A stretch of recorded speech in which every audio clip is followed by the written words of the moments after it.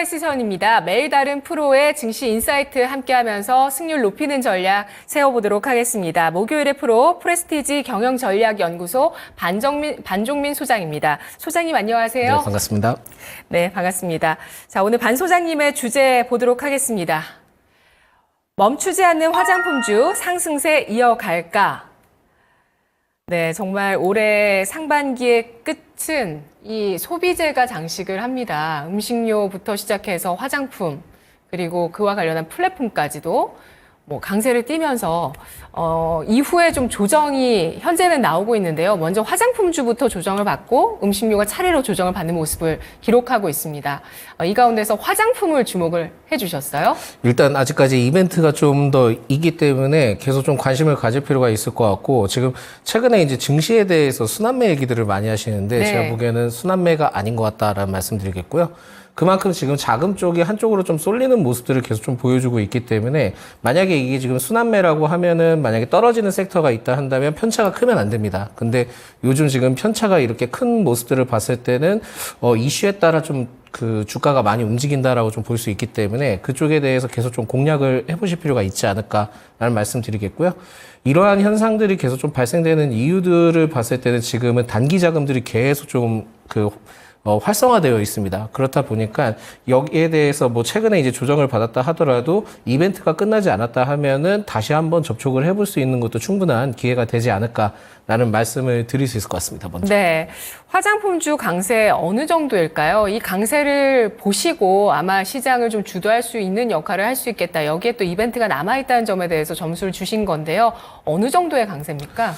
지금 강세 흐름들을 봤을 때는 저는 이렇게까지 화장품이 강할 줄 몰랐고요. 아마 예전에 이제 앵커님하고 같이 좀 방송을 했을 때 화장품의 경우에는 결국은 탈중국화를 해야 된다라는 얘기들을 많이 드렸었는데, 네. 그게 지금은 좀 분위기가 그렇게 연출이 됐습니다. 그러면서 지금은 흐름들을 봤을 때 미국 쪽에 결국은 수출이 잘 되고 있다라는 것은 결국은 이제 중국의 의존도를 많이 낮추고 미국 쪽으로 좀 얘기가 많이 나온 거기 때문에 여기에 따른 기대감이 계속 좀 이어질 가능성이 높다라고 생각이 들 수 있고, 심지어 이제 수출을 계속 좀 하게 된다 한다면은 고환율 상태에서도 굉장히 좀 수혜를 받을 수 있는 부분들이 있다 보니까, 이벤트도 이벤트긴 하지만은 결국 재무적으로도 2분기 실적은 아직까지 좀 기대를 해볼 수 있기 때문에 그렇게 크게 문제가 될 것 같지는 않습니다. 그래서 여기에 따른 그 기대감은 좀 상당히 남아있다라고 보시면 될 것 같고, 개인적으로 올해 2달 전부터 최근에 이제 주가 흐름들을 좀 살펴볼 필요가 있을 것 같아요. 그래서 4월 중순부터 약 2달 전까지의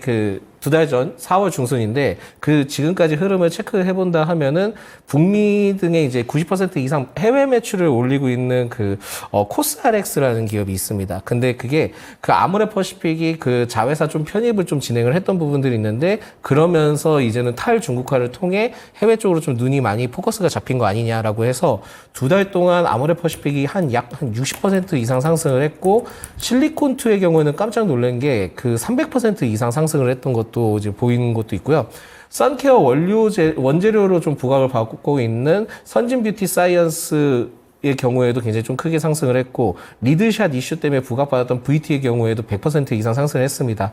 그러면서 그 관련된 기업들 외에도 화장품주에 굉장히 좀 많이 부각받았던 기업의 경우에는 급등세를 굉장히 좀 많이 보여줬다라는 말씀을 드리겠는데, 이외에 여기서 좀 더 깜짝 놀랄 수 있는 게 뭐냐면, 지난달 9일 기준으로 살펴보니까 올해 시총 1조를 넘긴 기업의 경우에는 실리콘2가 있었는데, 이게 실리콘2가 시총이 3조를 좀 돌파를 했었더라고요. 그러면서 네. 코스닥 시장에 11위를 기록을 한 거에 대해서 굉장히 좀 놀랬다라는 말씀 드리겠고, 이게 지금 CNC 인터내셔널과 VT도 시총이 1조 원 돌파를 한 만큼 좋은 흐름들을 보여주고 있는데, 저는 개인적으로는 이렇게 많이 올라간 거에 대해서는 굉장히 좀 부담스럽긴 하지만은, 지금 현재 물론 이제 시장 조성자는 좀 가능하긴 하지만 공매도 금지 연장에 따른 내용들도 좀 어느 정도 포함이 됐다 보니까 여기에서 수급적으로 굉장히 좀 많이 몰리는 것이 아닌가라는 말씀 드리겠습니다. 그래서 지금 화장품주의 경우에는 아직까지 흐름들이 계속 좀 이어지고 있기 때문에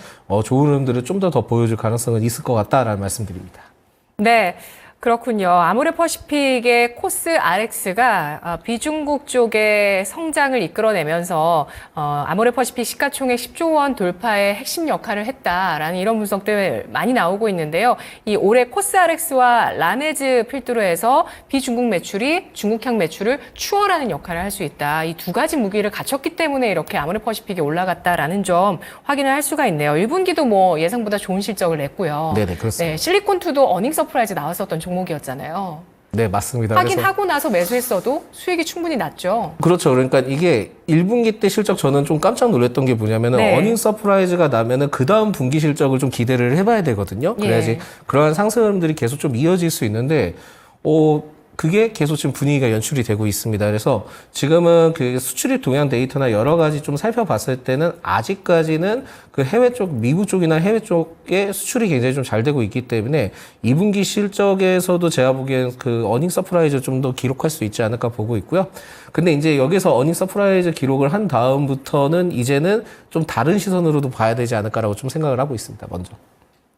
네. 2분기까지는 실적 괜찮을 것이다. 하반기는 좀 경계하면서 보자라는 의견이시네요. 네, 선진 뷰티 사이언스 이 많이 오른 종목도 말씀해 주셨는데 이쪽은 선크림 관련주라고 보실 수가 있고요. CNC 인터내셔널은 색조 관련주인데요. 이런 또 각각의 핵심 상승 이슈가 있는 그런 종목들의 상승 살펴봤습니다. 전체적으로 화장품 주가의 상승 이유 좀 설명을 해주셨는데 네, 핵심 키워드로 정리를 딱딱딱 해보자면 뭐가 될까요? 예, 첫 번째로는 그 올해 5월까지 화장품 수출액이 39억 달러를 좀 기록을 했는데 이게 전년 동기 대비 19.2%, 19.02% 증가를 했습니다. 그만큼 그 화장품 수출이 증가를 했다는 것은 굉장히 좀 그 긍정적이다라는 말씀 드릴 수 있을 것 같고 여기서 좀 살펴보니까 비중별로 저는 지금 1월부터 4월까지만 좀 확인을 해봤는데 중국 쪽에 수출하는 거의 경우에는 작년 같은 기간 대비 한 32%에서 25%로 좀 감소를 했고요. 미국 쪽의 경우에는 14.3%에서 17.3% 증가를 했고 일본 쪽도 증가를 했습니다. 그리고 이러한 흐름들을 보고 좀 더 파악을 해보니까 최근 화장품 수출액에 대해서도 6월도 또 지금 이달도 급증을 한 것으로 좀 판단이 되고 있기 때문에 잠정치서 미국 비중이 또 21%로 중국을 좀 넘어섰다라는 내용들이 나와 있다 보니까 여기에 대한 기대감이 계속 좀 연출될 수 있을 것 같고요. 저는 깜짝 놀랐던 게 4월 기준으로 미국 화장품 수익액이 한 6억 달러 정도 되는데 우리나라가 차지하는 비중이 한 1억 3,800만 달러 정도 된다 합니다. 그래서 22%를 좀 기록을 했는데 이게 지금 전년 동월 대비 43% 급증을 했고요. 이게 우리나라가 이제 프랑스 다음으로 미국의 최대 화장품 수입국이 됐기 때문에 이러한 그 상승적인 포인트가 됐던 것 같고 결국은 비중국화에 따른 효과를 계속 좀 받고 있다라는 말씀 드리겠고요. 그러면서 이슈가 좀 어닝 서프라이즈에 관련된 이슈가 부각됐는데 최근에 선케어 이슈까지 같이 부각받았기 때문에 조정받을만 하면은 좀 수급 쏠림 현상을 통해서 또 끌어올렸던 부분들이 계속 좀 나와주고 있습니다. 그래서 이러한 상승 흐름들은 계속 좀 나올 것 같다라는 말씀을 드리겠습니다. 네, 특히 이 선크림 같은 경우는 좀 피부에 부담도 많이 주는 그런 화장품이기 때문에 미국에서는 또 규제 쪽도 이야기가 나오고 있습니다. FDA 그 선크림 원료로 FDA 승인을 받은 선진뷰티 사이언스 또 7월부터 미국에서 화장품 규제 현대화법 시행을 하는데 여기에서도 좀 자유롭다라는 점 메리트가 되고 있습니다. 화장품 관련주 앞으로 더 상승할 수 있을까요?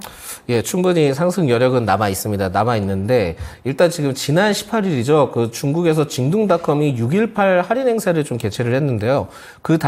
그거의 경우에는 결국 광군제만큼의 그 효과를 좀 거둘 수 있다 합니다. 근데 여기에서 저 살펴봤을 때는 이게 중국 쪽의 화장품을 놓지는 못할 거예요. 그래서 대형 화장품 쪽에서는 이제 중국 쪽에 판매를 하는 부분들은 그렇게 크지 않을 수 있는데 우리나라 국내 그 중국 화장품 관련된 ODM, OEM 업체의 경우에는 제 개인적으로는 좀 수혜를 받을 수 있지 않을까라고 생각을 하고 있고 네. 이게 이게 이제 두 번째로는 27일 때 코엑스 호텔에서 아마존 K뷰티 컨퍼런스를 좀 개최를 합니다. 그러면서 그 국내 기업들을 대상으로 좀 설명회를 개최를 하는데 이게 왜 좀 중요하냐면은 이 그 컨퍼런스를 개최를 한다는 거는 결국은 유통을 시키겠다라는 의도가 좀 필요하거든요. 그렇다면은 이게 아마존이 뭐 미국 쪽만 판매가 되는 건 아니니까 이번에 입점을 통해서 진행이 된다 하면은 굉장히 좀 활성화될 수 있지 않을까 보고 있고, 게다가 이제 한국콜마와 같이 좀 행사를 개최를 하는 거기 때문에 한국콜마 쪽에서도 좀 수혜를 받을 수 있지 않을까 보고 있고요.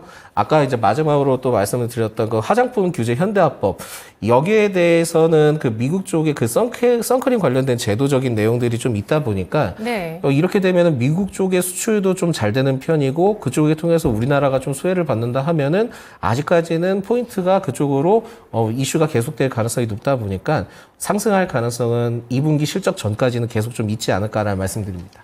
네, 알겠습니다. 미국에서, 중국에서 또 플랫폼 관련한 이런 일정들이 놓여 있고요. 그리고 다음 달부터 시행되는 그 미국의 화장품 규제 현대화법에 따른 수혜 기대감, 시세 남아있다. 2분기 실적 역시도 개선 가능성 확신 들고 있다라고 얘기해 주셨어요. 투자 전략 정리해 보겠습니다. 지금 조정을 좀 받았거든요.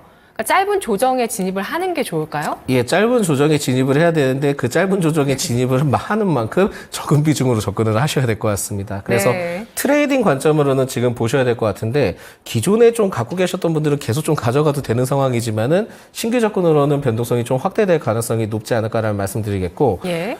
기존 보유 종목에 만약에 이제 급등하는 케이스가 있는데 갭상승을 갭을 크게 띄워서 상승했을 경우에는 이제는 좀 비중 축소를 좀 하실 필요가 있지 않나라는 말씀을 드릴 수 있을 것 같고요. 신규 진입을 했을 때는 트레이딩 관점인데 오늘의 경우 좀 떨어지는 기업들이 좀 몇 가지가 있긴 합니다. 그래서 조금만 더 하락을 하게 된다 한다면은 그때는 트레이딩 관점으로 유효하다라는 말씀드리겠고요. 보유 종목의 경우에는 2분기 어닝 서프라이즈 가능성을 좀 열어두시는 게 좋은데, 만약에 어닝 서프라이즈가 전년 동기 대비보다도 또한 전분기보다도 굉장히 크게 상승을 했다 한다면은 그때는 다음 3분기 때는 어떻게 보면 좀 약간은 아쉬울 수 있겠구나 하면서 비중 축소를 좀 진행을 하시는 것도 주요한 포인트가 되지 않을까라는 말씀드립니다. 네. 그렇지만은 역시나 ODM, OEM 쪽은 강하다라는 말씀드립니다. 그럼 OEM, ODM 쪽은 중장기 투자 가능한가요? 너무 많이 올라서요. 중장기 투자 관점으로 지금 보기에는 어렵지만은 성장 가능성은 계속 있고 그 내용들이 포인트가 된다 하면은 충분히 가능하다고 생각을 하는데, 지금 시장이 워낙 이제 변동성이 너무 심하다 보니까 리스크적인 요소들을 계속 좀 파악하고 접근을 하셔야 될 것 같습니다. 네, 그렇습니다. 코스맥스가 사상 최고가 나오지는 않았는데 거의 뭐 그 부분까지거든요. 사상 최고가가 23만 원 돌파하면 사상 최고가인데 18만 원 선 나타내고 있는 모습이고요. 한국콜마는 좀 더 뭐 움직임은 더 중장기적으로는 약간은 부진합니다. 연봉으로 보시면 뭐 사상 최고가는 한참 남아있는 상태인데 2배 정도는 더 올라야 되거든요. 한참 남아있는 상태이긴 한데 많이 올랐다. 라는 말씀 해주셨고, 화장품 업종 내 여러 사상 최고가 종목들 나오고 있는 상태입니다. 자, 급등하거나 갭상승했을 때 또 2분기 실적 시즌 끝나기 전에 차익 실현을 잘해보자라는 전략을 주셨는데요. 어떤 종목을 탑픽으로 주실까요? 저는 지금 좀 이거를 연속 하락하고 있는 AVCNC 좀 가져왔는데, 네. 이게 AVCNC가 그 미국, 일본, 중국 등의 현지 법인을 두고 좀 현지 전략화를 좀 진행을 하고 있습니다. 그리고 1분기 때 실적을 좀 확인을 해보니까 매출액이 한 668억 원 정도 되고 전년 동기 대비 5.9% 증가를 했는데, 이게 지금 증가를 한 것의 내용을 좀 살펴보니까 국내와 해외 매출이 좀 굉장히 좀 견인을 한 것으로 보여지고 있거든요. 특히 이제 유럽 쪽에서는 이제 독일과 스웨덴 쪽에 대해서 전년 동기 대비 매출이 74% 성장을 했다 합니다. 그리고 추가적으로 국내 쪽에서도 좀 살펴볼 수 있는 게 뭐냐면, 다이소를 통해서 더 퓨어 라인을 좀 입점을 하는 걸로 알려져 있는데, 그렇게 되면은 국내 쪽으로도 앞으로 좀 기대를 해볼 수 있기 때문에 AVCNC를 좀 주목을 해보실 필요가 있을 것 같고요. 5월 21일 이후로부터 기간에 이거를 제외하고 수매수세가 계속 좀 유입이 되고 있는데, 개인적으로 외국인이 매수가 됐으면 좋겠습니다만 기관의 매수세가 들어와 주는 부분에 봤을 때는 트레이딩 관점으로 좀 생각을 해보실 필요가 있을 것 같고, 투신과 사모펀드 위주로 왔다는 것은 결국은 이제 투자 관점으로 들어왔다는 것도 좀 체크를 해볼 수 있기 때문에 관심을 가져볼 필요가 있을 것 같고요. 현 주가 상단 위에서는 지금 별다른 좀 저항 구간이 없다 보니까 오히려 지금 기점으로 접근을 해도 그렇게 좀 문제가 되진 않을 것 같고, 만약에 크게 상승을 한다 하면은 13,000원대까지 좀 보고 접근을 하셔도 될 것 같습니다. 네, 그렇군요. AVCNC의 다이소 라인이 올해 들어간 거군요. 네, 그렇습니다. 그래서 예. 좀 기대를 하고 있습니다. 네. 네.